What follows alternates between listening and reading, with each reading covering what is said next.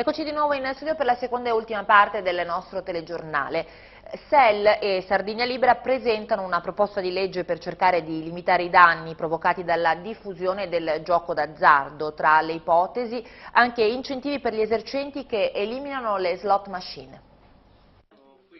Quella del gioco d'azzardo è la terza impresa del paese per giro d'affari. Il Bancomat dello Stato lo chiama Francesco Agus, coordinatore provinciale di Cagliari di Sinistra Ecologia e Libertà.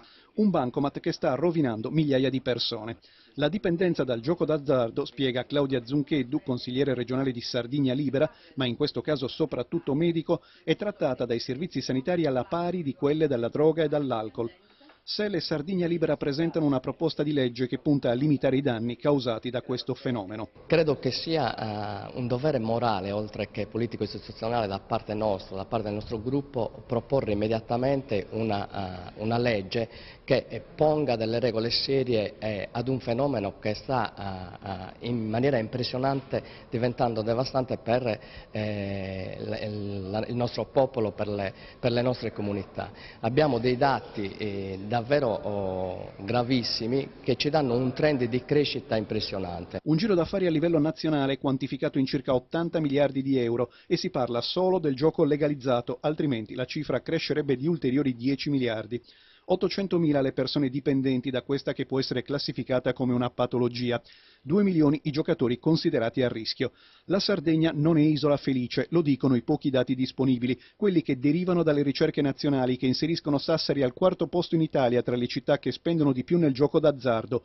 Una slot machine ogni 70 abitanti, 76 milioni di euro spesi nel 2012. Peggio hanno fatto solo Pavia, Napoli e Roma.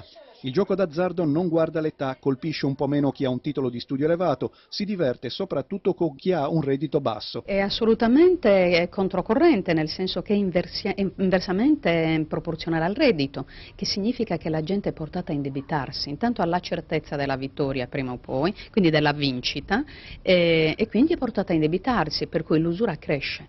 Nei quartieri di sottoproletariato della nostra città l'usura va per la maggiore. La proposta di legge cerca di agire sulla sensibilizzazione degli utenti e sul rispetto rigoroso delle norme esistenti, ma guarda anche ad un discorso di premialità per gli esercenti che rinunciano alle slot machine come fonte di reddito. Noi vorremmo intervenire tramite con i sindaci, con le istituzioni locali affinché con la riduzione di quelle che sono le tasse in capo ai comuni, con una disincentivazione della presenza delle macchine, venendo incontro con la diminuzione delle tasse, quelle che possono essere, ad esempio parliamo di suolo pubblico e di altro.